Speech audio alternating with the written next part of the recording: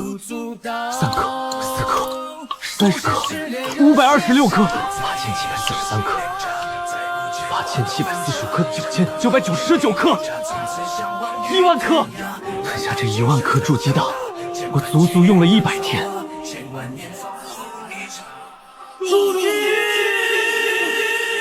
这一路破空，苦难又艰重，谁人懂？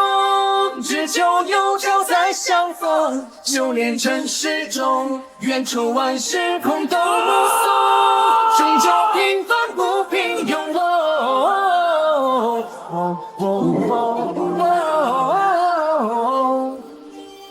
长生这小子的丹药效果是越来越好了，今天又美了几分。怎么会有这么大的动静？难道是哪位大能结阴了？怎么回事？非洲怎么晃了？看那边，那是什么？灵儿师妹别怕，有师兄在，管他是什么妖狐作祟，师兄都护着你。师兄好意心领了，但大可不必。跟师兄客气什么？师傅说了，等我筑基成功，就向掌门禀明，让你我二人结成道侣，咱们以后是一家人了，不用这么生分。吴师兄，我从未答应过要与你结为道侣，还请师兄自重。那是什么？好强的灵气波动，像是有人在筑基，可谁筑基能搞出这么大的阵仗？安静，退后，小心被灵力轮所伤。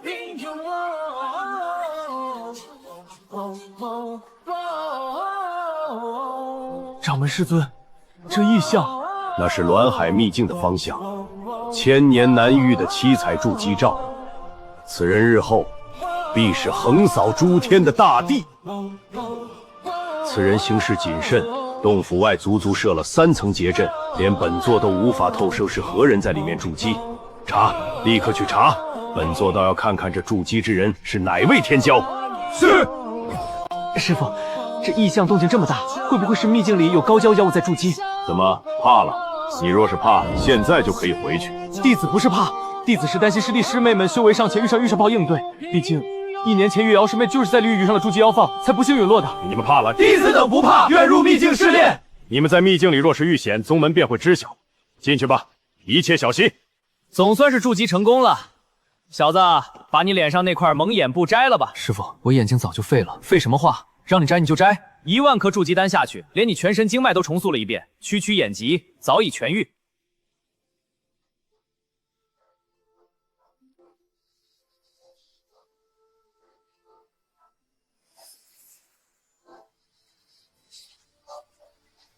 师傅，我能看见了。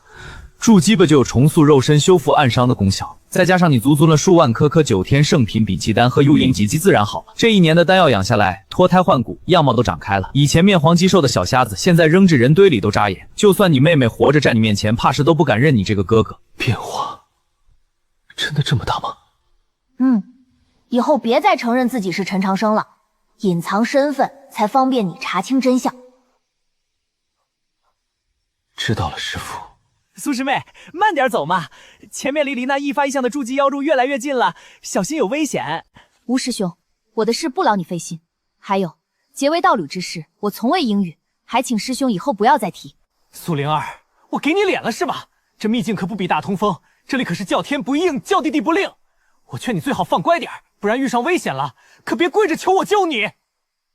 不需要。吴成，你要干什么？干什么？苏师妹，我对你一片痴心，你却不识好歹。你说我要干什么？别过来！畜生！吴成，你这畜生不得好死！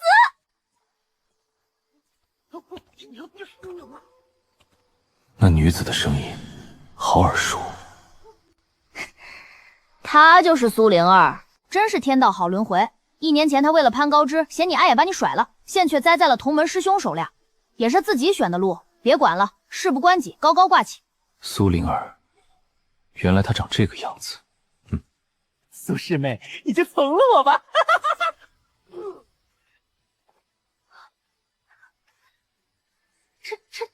陈长生，小瞎子，你怎么在这儿？你眼睛治好了？七煞魔毒钩，你七七独门的人，追，别让他跑去搬救兵。师傅，我就是要让他去搬救兵。哦，你小子在憋什么坏水？师傅，你看好了，长生部的这个局中局会很帅。这次不是蟋蟀的时候吧？陈长生，我还以为再也见不到您了。仙子认错人了，在下七独门弟子冷无忌。小瞎子，你别装了，你化成灰我都认识你，装什么不认识？哼！仙子再胡搅蛮缠，就休怪在下不客气了。我就不信你会对我动手。别跟着我。你是不是被夺舍了？是你夺舍了他，你把我的小瞎子还给我！喂，你属狗的，信不信我杀了你？喂，你属狗的，信不信我杀了你？你杀！莫名其妙。你还说你不是陈长生？你骗不了我，你下不去手杀我！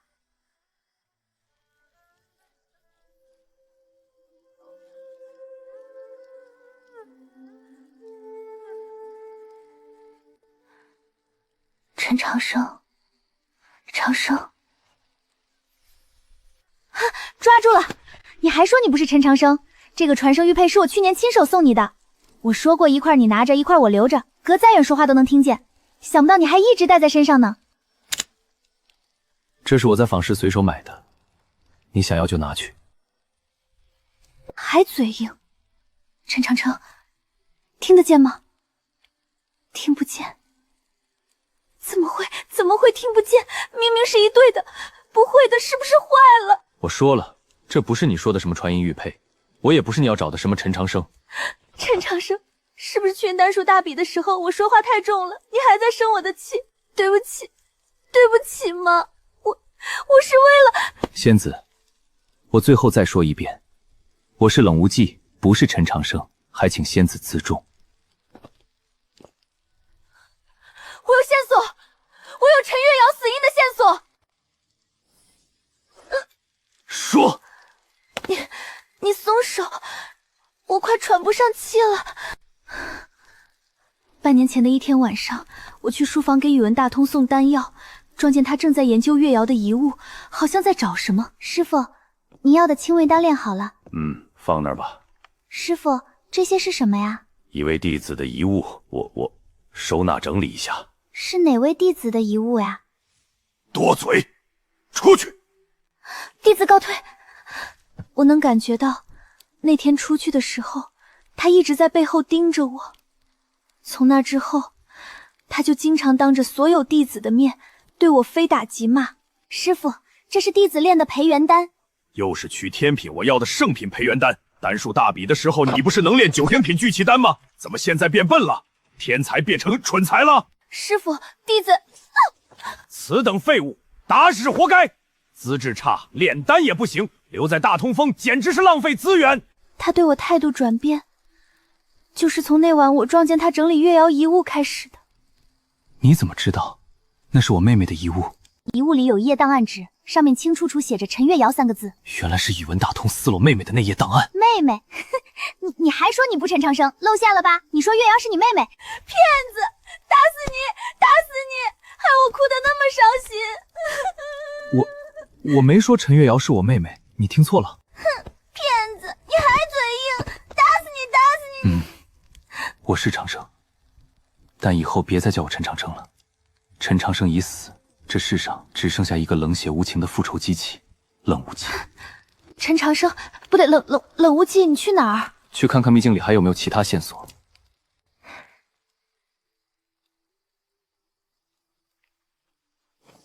大师兄，就是他！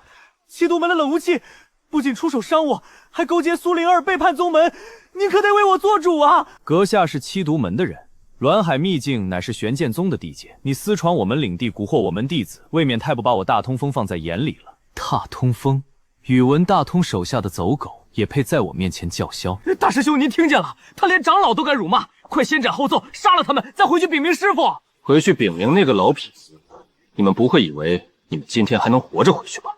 西煞毒蟒！救命啊！大师兄救我！大胆邪修，放开我师弟，束手就擒，我饶你不死！饶我不死，就凭你！替身符！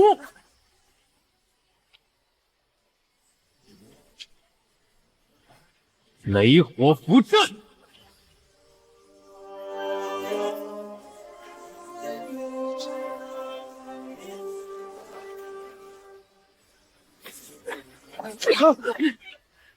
你们两个愣着干什么？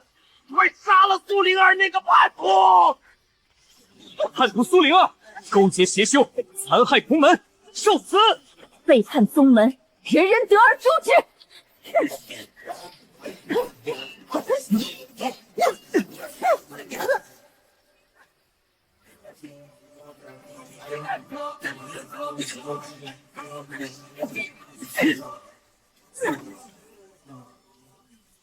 下面那2个恶徒要杀苏灵儿，就是这俩货，1年前克扣了你妹妹抚恤金，先秒了他们。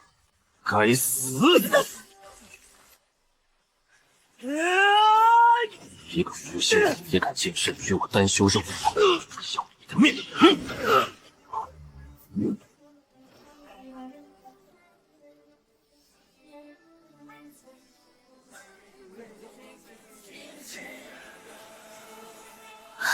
啊！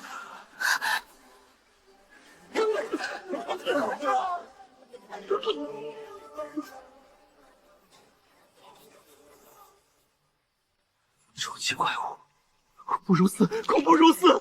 怪物，怪物！啊！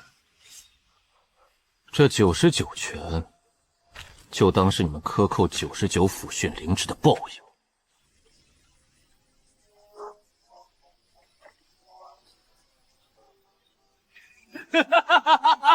区区断臂也想伤我？我乃天品木灵根，储物袋里还有100多张再生符，你是杀不死我的！你是杀不死我的！哥哥别缝了，我不要平安寿了，你手都流血了。拿着，哥哥不在你身边的时候，它可以替哥哥保护你。你身上的平安令哪儿来的？哦，你说这个，这只是一个倾慕我的女弟子送给我的定情信物罢了。像这样的破烂玩意儿，倒也可多的是。怎么，嫉妒了？送你！畜生，他怎么会把我送他的东西送给你这种衣冠禽兽？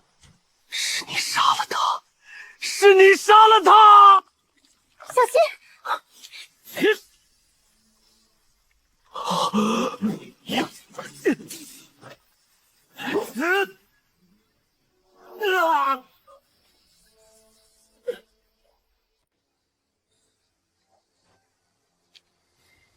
毒株！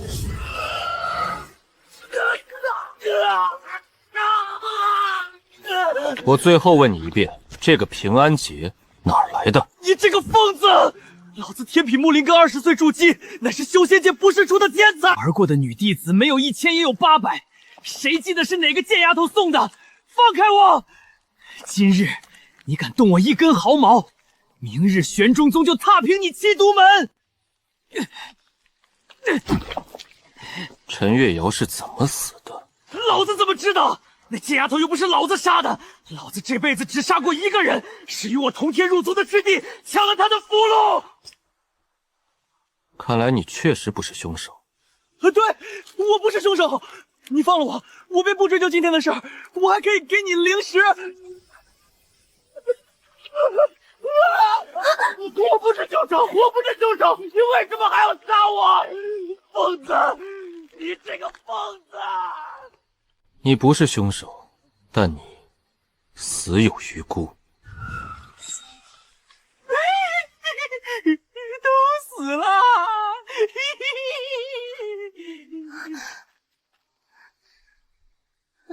冷无忌，这个无成怎么处置？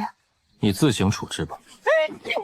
山青青，雾蒙蒙，采药娃进山中，一去不回头，只剩草窝缝。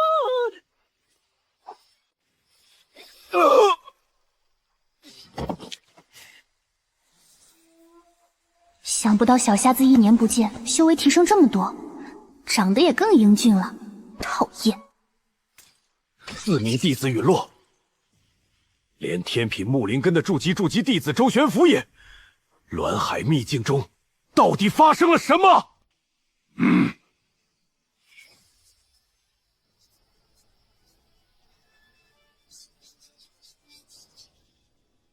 玄仙宗的前辈不必偷看了，杀人者七毒门冷无忌。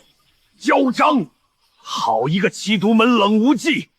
只可惜相隔太远，未能看清这冷无忌的身形与模样。大通师叔，栾海秘境内出现7彩筑基罩，掌门命我2人查探是哪位天骄在此筑基。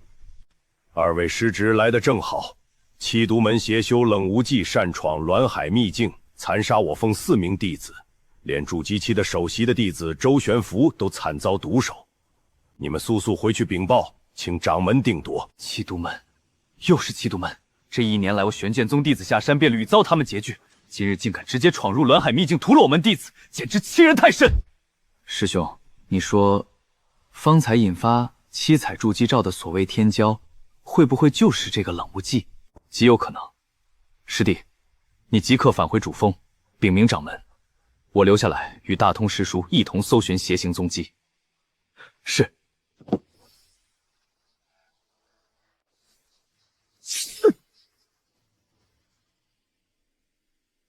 好了，此地已被宇文刀透射，他想必正在赶来的路上，我们得走了。仙子，你怎么还叫人家仙子啊？登徒子，以后你叫我灵儿就好，我叫你长生。灵儿。长生。灵儿，这上面写的什么？我看不清。原来长生不识字呀！也对，你以前都看不见。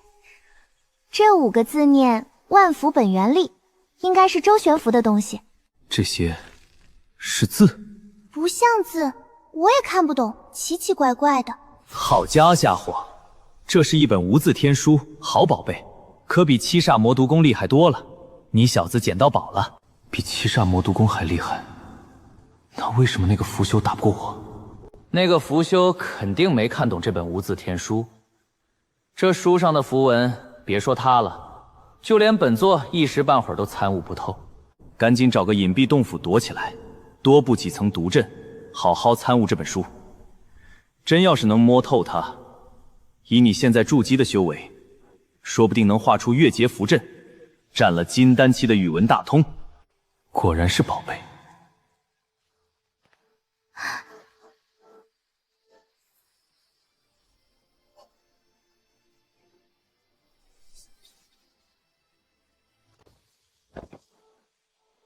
就这里吧，闻不到刀气，您应该不是妖物的巢穴。都挺长生的。树精，这逼群。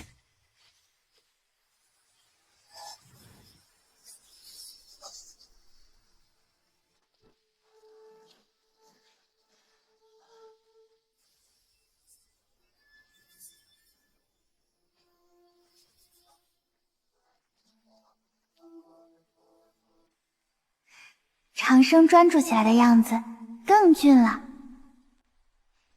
长这么英俊，丹术又厉害，居然是我苏灵儿的男人。哼，要是让丹峰的刘长老和师姐们知道，肯定要嫉妒死我了。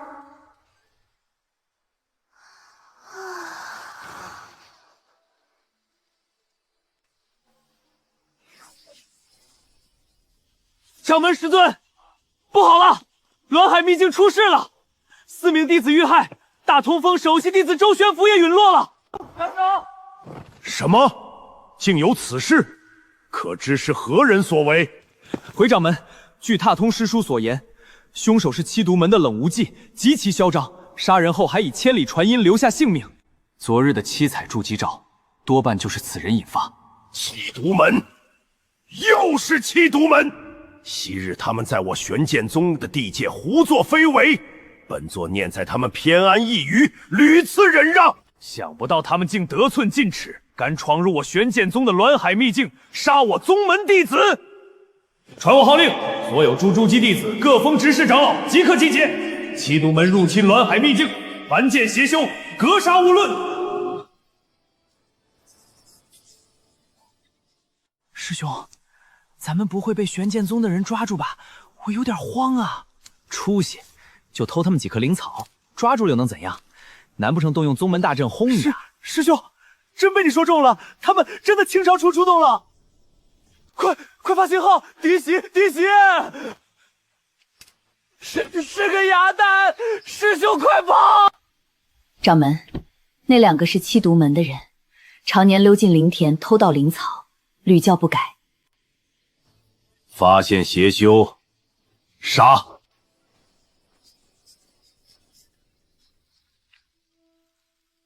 不就是偷颗菜，至于吗？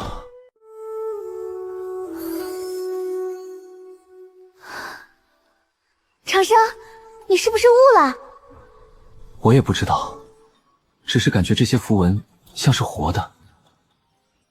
我好像有点明白了，这些符文看似繁杂，其实总共只有26种图样，把它们按不同顺序组合起来，就会有不同的符箓效果。比如安妈内八妹哄是引动灵力，加炎字符文就是火焰攻击。难怪什么？难怪要画符箓。其实原本不需要符纸，念出对应的真言咒语，调动灵力就能直接施法。炎灵敕令，曼玛尼白妹红。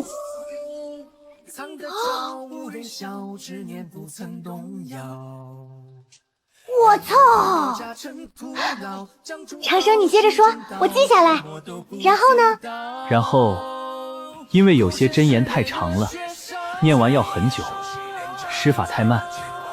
比如雷火符阵的咒语有10几句，灵地敌时根本来不及诵念真言，所以前辈们才把真言画在符纸上，用的时候灵力一催就能直发，比诵念真言的施法速度要快得多。我操！听君一席话，胜听一席话。原来你小子不仅是丹术天才，还是符术天才。一晚上就把万符本源录破译了，连符箓的原理都参透了。吟诗出高徒嘛。哼，那是自然。长生，那你是不是可以自己画符咒了？我试试。这是呼风唤雨符。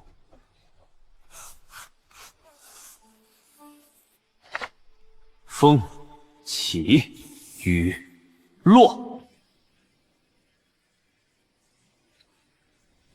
这什么情况？这雨怎么说下就下？哇塞，外面真的下雨了！云开见日。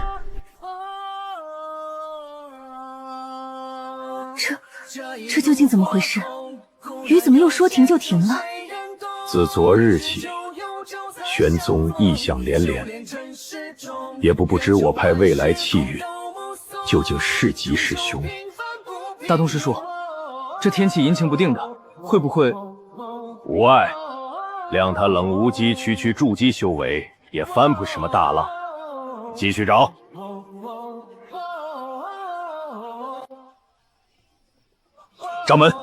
掌门师尊，怎么样？可找到了那邪修的行踪？回掌门，那邪修冷无忌行事谨慎，密不透风。栾海秘境幅员辽阔，想在里面找出一个有意躲藏的筑基修士，犹如大海捞针。众弟子听令，即刻分散进入秘境，展开地毯式搜寻。无论秘境里只有1个邪修，还是有1窝邪修，3日之内务必将所有邪修斩杀殆尽。弟子等领命。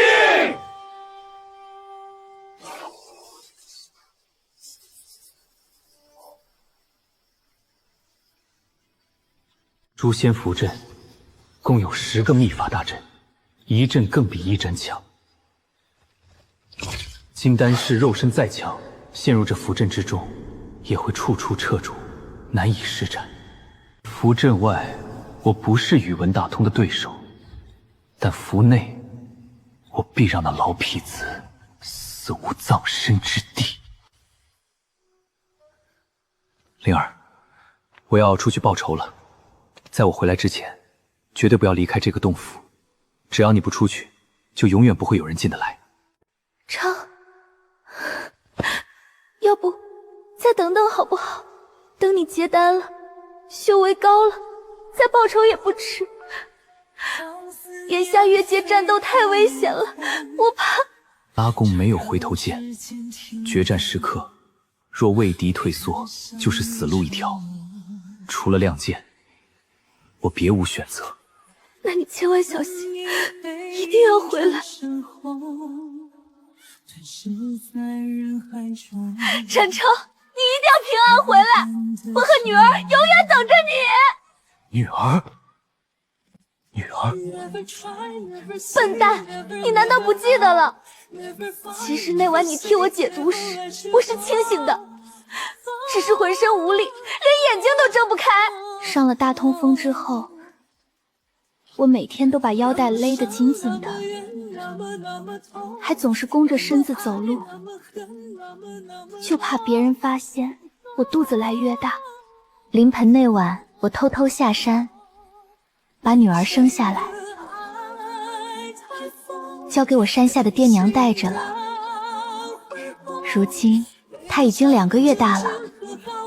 知道了，等我回来娶你。笨蛋！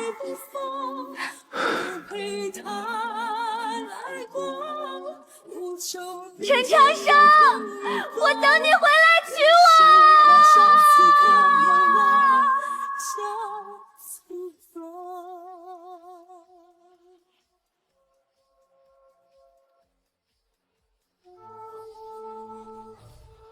想把你小子作为修仙者，居然先有了女儿，一时之间，本座竟然不知道是该恭喜你，还是该同情你。当然是该恭喜我了，师傅。我其实很开心。什么人？凝碧。原来符修这么好玩，有意思。传送。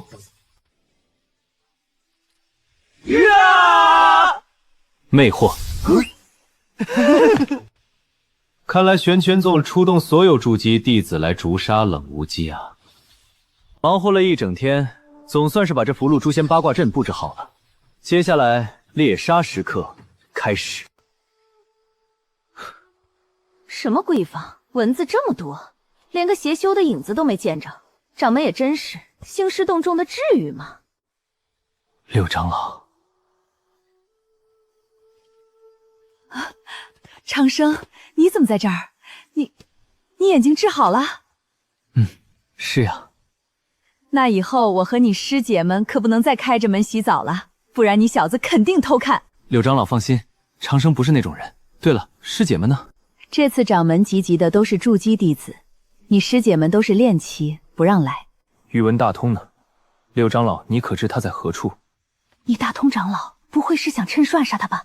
他可金丹期修为，而且你能确定他就是害死月瑶的凶手吗？可别报仇心切，冤枉了好人。就是宇文大通偷偷撕了我妹妹那页档案，他若不是心里有鬼，又何必欲盖弥彰？这确实蹊跷。我可以带你去找他，但我不会帮你动手，一切靠你自己。谢六长老。先让这次试炼的炼气弟子撤出秘境，邪修手段阴毒，留在这里只会徒增伤亡。掌门，这位小友看着面生。六长老，他是你丹峰弟子？是，1年前他作为苏灵儿的丹童参加过丹术大比，当时他身患眼疾，如今复明，模样变了许多。你是丹童，什么境界？回掌门，炼气2层。炼气，还好记住了隐藏修为的真言咒语，不然就糟了。这掌门老头真是猴精的。炼气期，还是5行伪灵根？此次诛杀邪修出动的皆是筑基弟子，你一个炼气期的丹童，为何会出现在这里？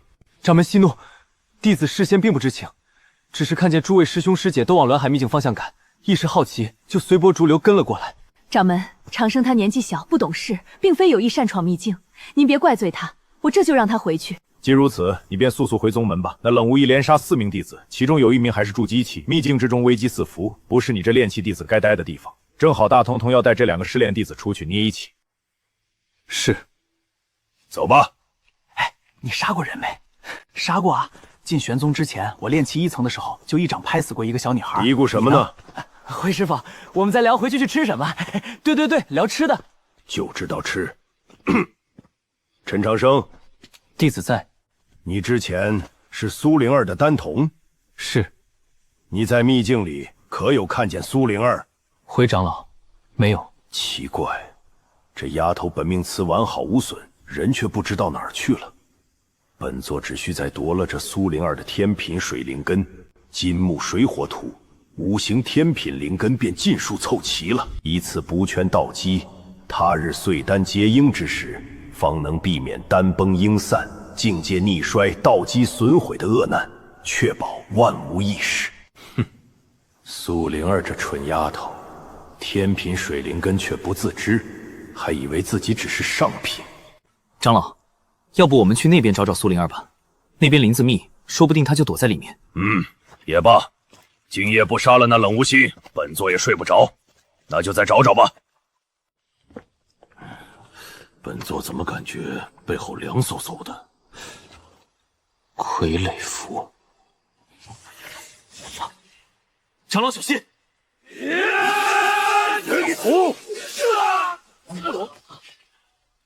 区炼气器也敢与本座动手？长老，您没事吧？给你来一张缓刑符。这点小场面伤不了我。宇文大通，炼气器伤不了你，那我筑基器呢？雷符。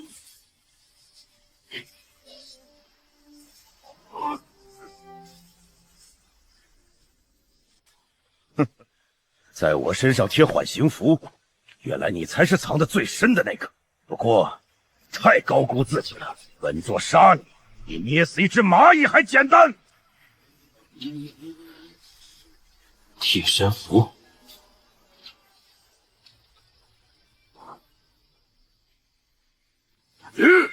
风行，化物，反弹。鼠辈只敢躲，有种正面一战！这可是你说的。抬头看看，我陈长生为你精心设计了一个方圆8000里的符阵。是，开！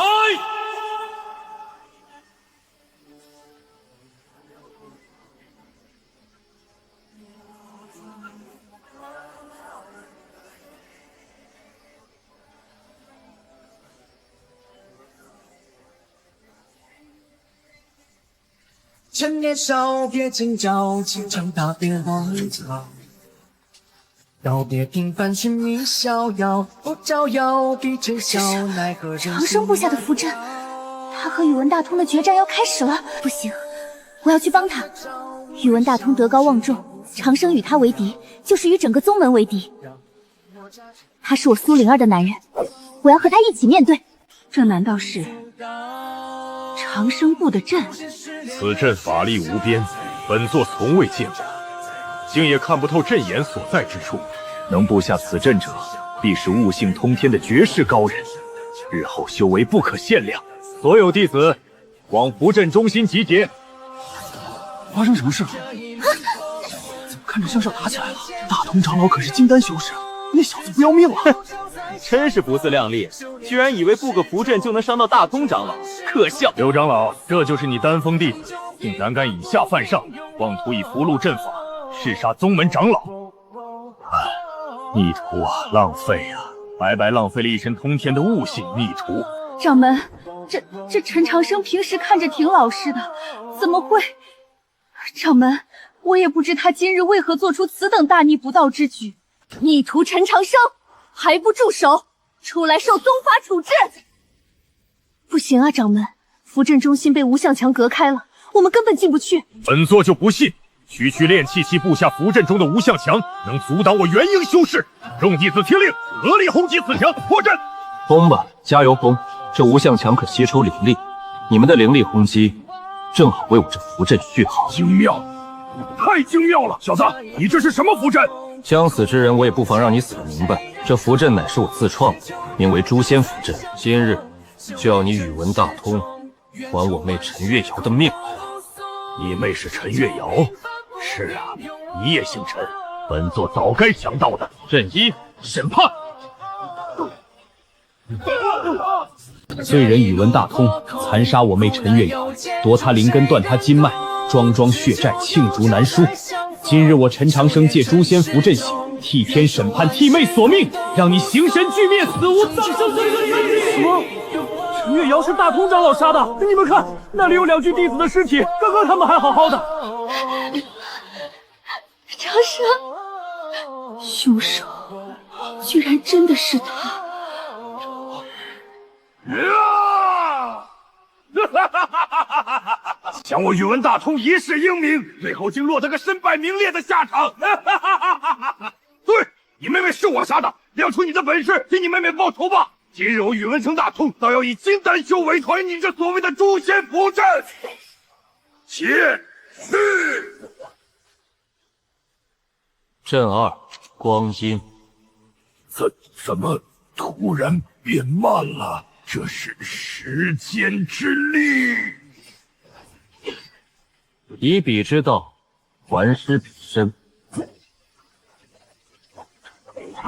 孽障，你敢！老畜生！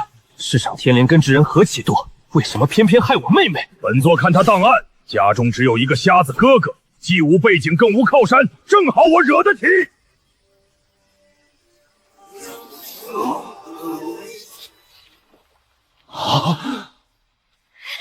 陈长生，好样的！宇文大通罪该万死！灵儿，你怎么来了？我不是让你在洞府等我吗？危险，你快回去。我这不是放心不下你吗？不危险，刚刚大家都听见宇文大通认罪了，我们共同的敌人是他，不是你，没有人再能伤害你了。长生，你打开这符阵，让我们进去，我们一起拿下宇文大通，你觉得如何？是啊，长生，宇文大通自当伏法，你先开阵，我来擒他，否则你越阶战斗，稍有不慎，一击都承受不住。战斗是分心，你也太瞧不起本座了。阵3，虚空。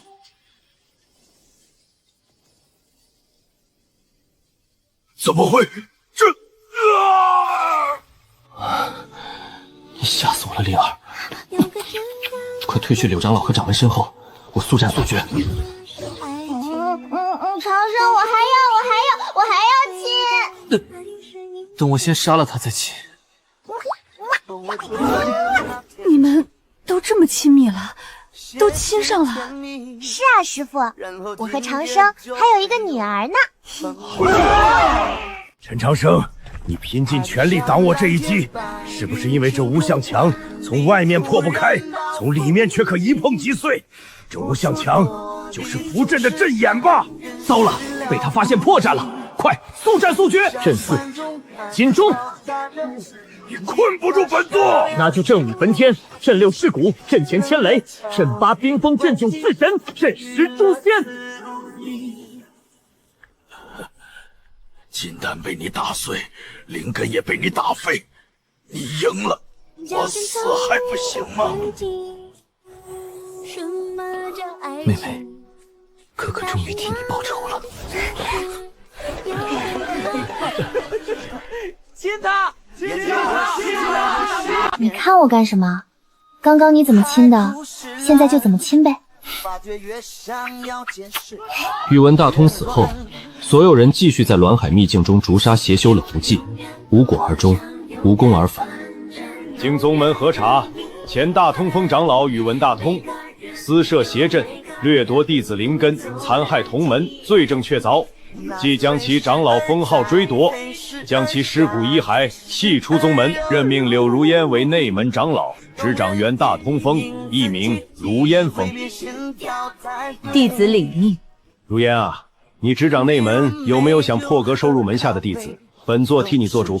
当然是长生了，这孩子丹术符术皆是天纵奇才，不收他，我这内门长帽当得多一意思。恭喜师弟荣升内门弟子，恭喜陈师弟拜入柳长老门下。还有一事，这宗门之中弟子之间缔结道侣，本是你们年轻人自己两厢情愿，但今日本座也想点一回鸳鸯。陈长生、苏灵儿，你二人患难与共，情投意合，本座为你们定下道侣之约。太好了，长生。对了，孩子也接来宗门吧，让灵儿带着孩子，宗门自有奋力供给，总不比在山下辛苦。就是，以后我柳如烟也有徒孙了，我最喜欢小孩了。长生啊，弟子在。本座还有一件事要交与你去办，等此事了结，本座便亲自为你们主持合轨大典。请掌门吩咐。弟子万死不辞。矾海秘境中，周玄福、吴成等4名弟子陨落，凶手冷无忌至今仍在逍遥法外。本座任命你为稽查执事，下山搜寻冷无忌下落，将其缉拿归案。掌门让我下山诛杀冷无忌，可冷无忌就是我。掌门，冷无忌此人能轻易斩杀筑基期的周玄福，弟子担心长生不是他的对手，无法承认稽查之职，还望掌门另择贤能。内门弟子中，能以筑基期越阶击杀金丹修士的，唯有长生一人。本座相信他能带着冷无忌的人头回来，替死去的4位弟子讨回公道。谨遵掌门法旨，弟子必不辱使命。好，拿着这块指示令，山下所有的外门据地与外门弟子可任你差遣。第2天，我与灵儿、柳长老、掌门，还有丹峰的师姐们道别。1亿灵石，你要把驻颜丹的独家方卖给我？掌柜是觉得这丹方不值1亿灵石？不贵不贵，长生，这可是你说的，1亿灵石不能反悔，以后驻颜丹的生意可就全归我了。师傅，咱们是不是吃亏了？哼，100万灵石就够你结婴，成为这凡俗天地的一方老祖了。1亿都够你结婴100次了，你还嫌少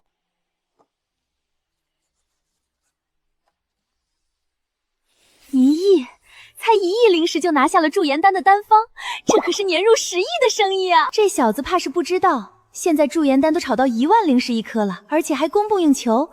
1亿灵石，我半个月就能回本，发财了，发财了！那掌柜的，长生就先告辞了。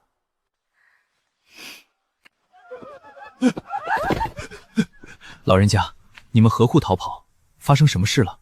妖怪，村里来妖怪了！爹，娘都被妖怪吃了。别怕，哥哥是玄剑宗弟子陈长生。仙人大饶命啊！求您别再驱使妖物来害我们了！仙人大爷饶命，我们只是寻常百姓啊！求您把妖物带回去吧，我们真的不想死。我没有驱使妖物害你们啊！仙人大爷，这方圆北谁人不知，各个村子里吃人的妖物都是玄剑宗外门弟子豢养的妖宠啊！这也不知是何方邪修，冒充玄剑宗弟子在外作恶。没准不是邪修，真是玄剑宗的外门弟子在作恶。玄剑宗这种规模的宗门，不可能每个弟子都心存善念。所谓德高望重的宇文大通，背地里也是个禽兽不如的东西，更何况放养在山下的外门弟子，天高皇帝远的，几十年都不一定回一次主峰。老人家，麻烦您引路，我带你们回去，斩了那妖魔。您真的愿意帮我们？智摩斯，是智摩斯的大人来了，求大人为我们做主啊！求大人斩妖除猛！都起来吧。除妖可以，斩一妖1万灵石，交钱吧，没钱免谈。大人，这是我们全村凑的银子了，您行行好。谁要你们的破银子？我们镇魔司要的是灵石，听不懂人话是吧？张捕头，什么时候镇魔司除妖需要百姓交灵石了？沈大人，没有灵石，你让兄弟们喝西北风啊？这玩命的活总不能让兄弟们白干吧？朝廷没给你们俸禄，俸禄1个月10块灵石，那也叫俸禄？张捕头，大可不必找借口。你们若是不想动手除妖，现在就可以回去。我沈岩一人足矣。你沈岩想断兄弟们的财路，就怪不得我了。兄弟们，动手！杀了沈岩，剁碎喂狗！回去就说沈大人因公殉职。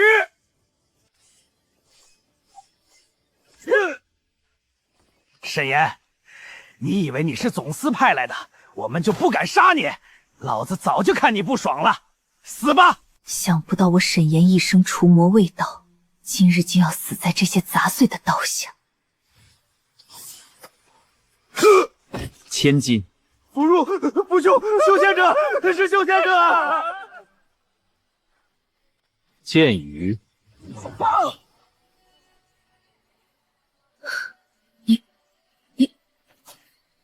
你是什么人？在下玄剑宗弟子陈长生。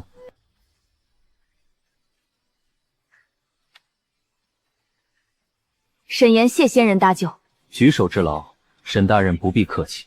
他是朝廷的人，就请沈大人处置吧。仙人饶命，沈大人饶命，小人一时糊涂，小人再也不敢了。走吧。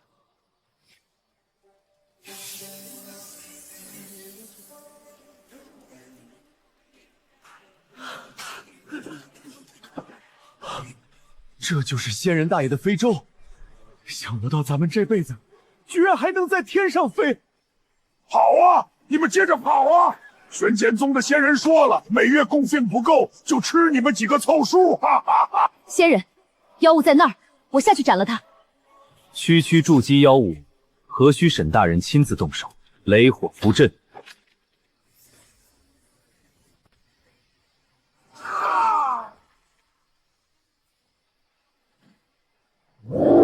何方宵少，暗箭伤雄。束缚。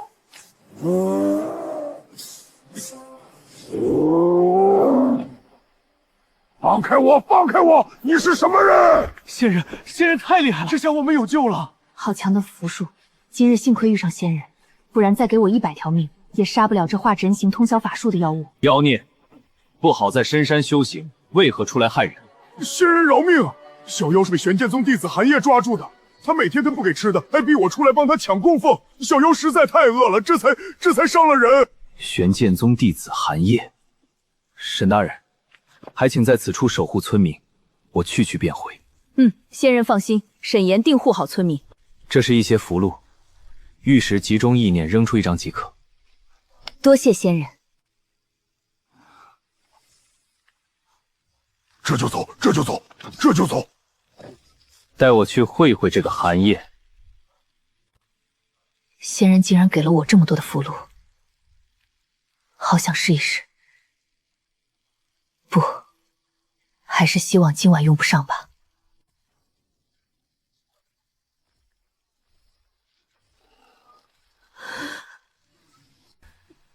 想不到万妖御兽诀的下卷竟是容阴合阳法，修炼完上卷就必须在12个时辰内与男子双修，否则就会急速衰老，变回凡人同岁的模样。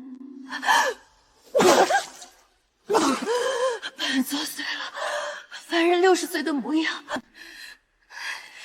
这什么破功法？仙人大爷，到地方了，您饶命啊！小妖真的只知道这么多了。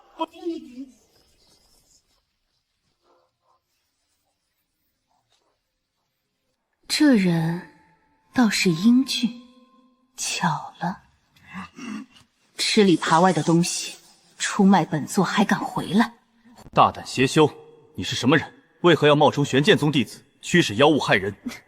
我本来就是玄剑宗外门弟子寒夜，何来冒充一说？倒是你私闯我洞府，未免太霸道了。寒夜，我从未听过玄剑宗有寒夜这号人物。那你又是何人？七毒门冷无忌。本座也从未听说过七毒门有冷无忌这号人物。你怎么知道七毒门没有冷无忌？你是七毒门的人？那你就是玄剑宗的人喽。咱们互相冒充，谁也别说谁，半斤八两罢了。找死！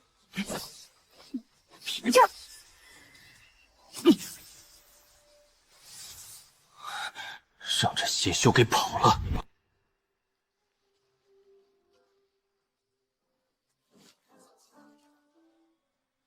原来那寒夜是个妖修。妖修？不错，妖修通常和毒修、魔修一起被正道视为旁门左道，而正道修士以剑修、丹修、符修为主。师傅，那你是什么修？本座师承自然祖师剑无名，正宗剑修。自然组织剑无名，想不到师傅也有师傅。这么说来，这剑无名一定很厉害吧？那当然，本座的师傅早已达到了自然境。自然境？自然是什么境界？比化神境还要强吗？你小子真是贫穷限制了你的想象力。没听说过地法天，天法道，道法自然这句话？自然境是凌驾于大道、天道之上的境界，化神期那种蝼蚁也配和我师傅相提并论？唉，以你现在的境界，跟你说了你也不懂，慢慢修炼吧，路还长着呢。长生，谢师傅教诲。这个妖修的功法，晚上再来参悟试试。畜生，退后！否则别怪本大人刀剑无眼。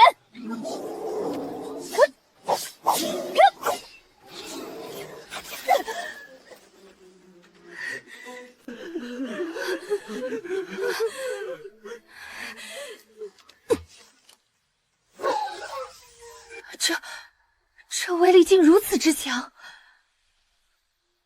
仙人随手送的符箓，我随手一丢，都有这般威能。这摩斯的小小奇观，竟敢杀我的崽子！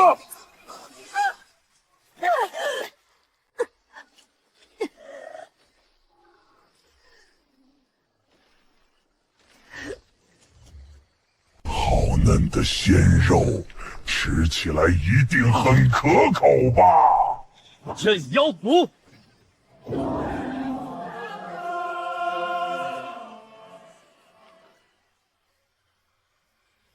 仙人回来了！谢仙人救命之恩，仙人就是我们挺牛村的再生父母啊！多谢仙人，为我们除了大害。诸位不必多礼，快起来吧。这里是1000灵石，可兑换黄金10000两。你们拿着，把村里的房子重新修缮一下吧。万万不可啊，仙人！您为我们斩妖除魔，我们本该给仙人供奉才是，怎么反倒拿您的灵石？使不得，使不得啊！使不得啊，仙人！原来这才是真正的仙人，斩妖除魔，为民请命。可师父为什么总是让我离修仙者远一点？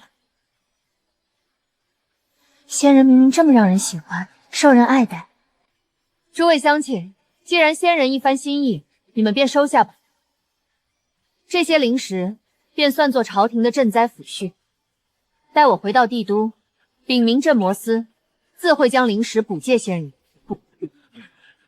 大家都起来吧，别跪着了，好好保重，在下告辞。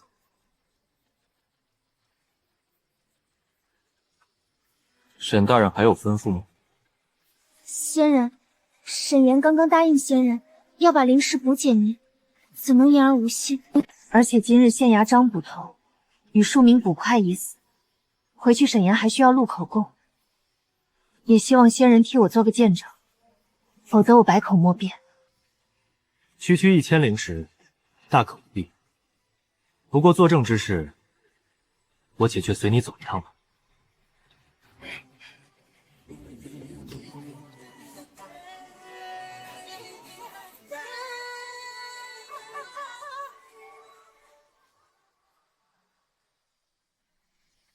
御兽之道，先通授予，再凝妖印，以自身灵气引万兽臣服。师傅，这万妖御兽诀我已经悟了。不是，我还没读完呢，你就悟了？后面的内容是不是先凝妖丹，再融兽魂，最终达到万兽朝宗的境界？我操，你小子，这本功法是你写的吧？怎么和你说的一字不差？可惜我没能悟通这功法的下卷。这功法还有下卷？有的，下卷应该还在那邪修寒夜的手里。仙人，您歇息了吗？沈大人深夜到访，不知有何贵干？仙人，我白日里得了一本功法，修炼到有些不懂的地方，想请仙人指点二二。哦，请进吧。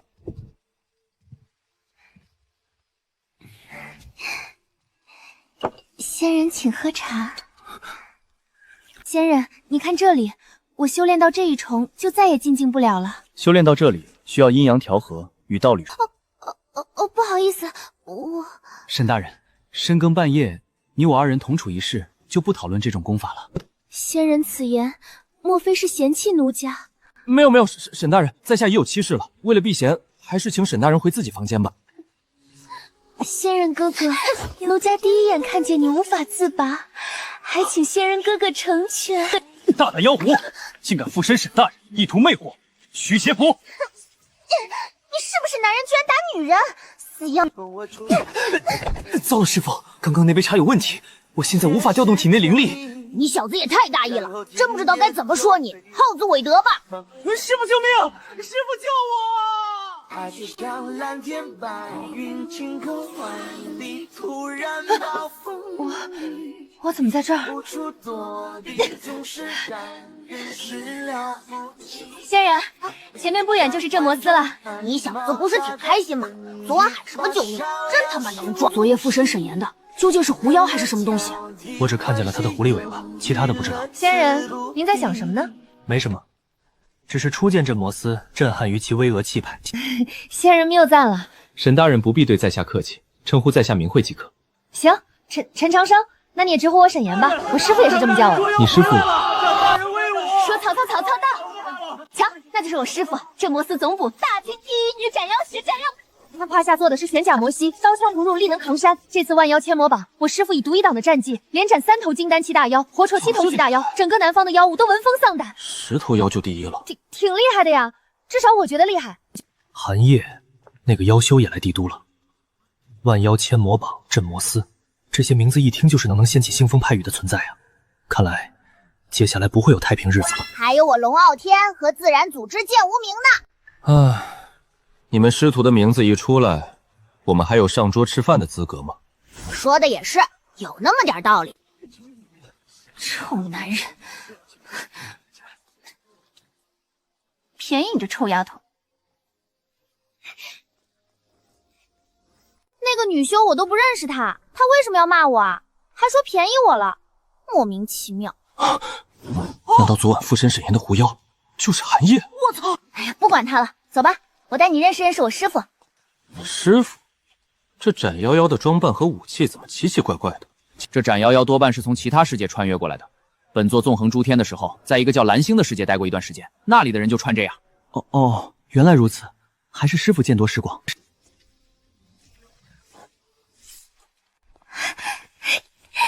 师傅，你回来啦！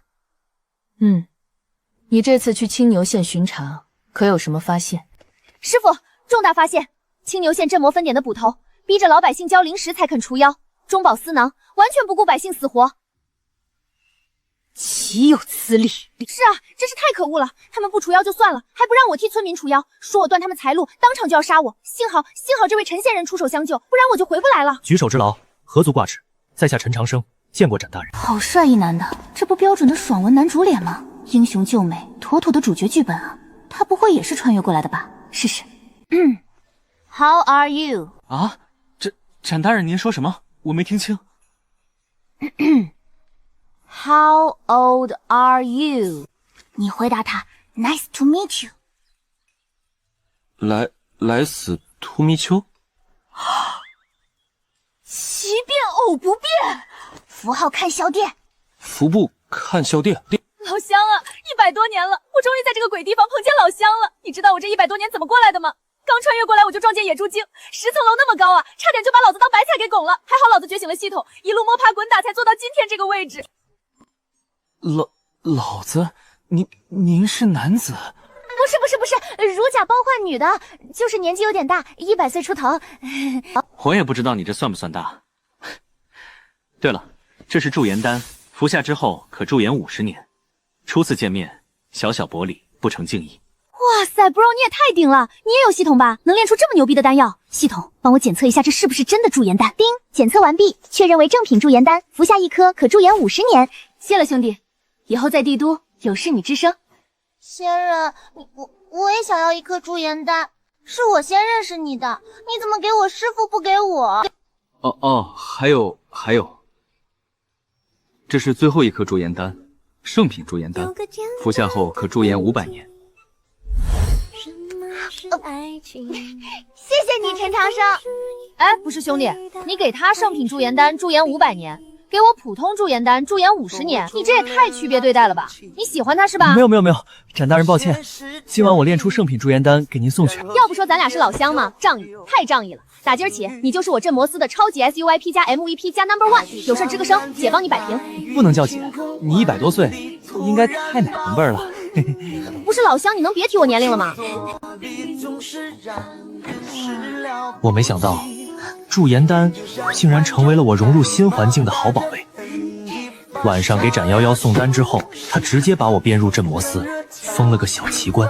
走完入职流程，替沈岩录完口供作证，我拿到了朝廷报销的1000灵石。就这样，在沈岩阴差阳错的撮合下，我玄剑尊陈长生7毒门冷无忌，如今又多了一重身份——镇魔司小奇官。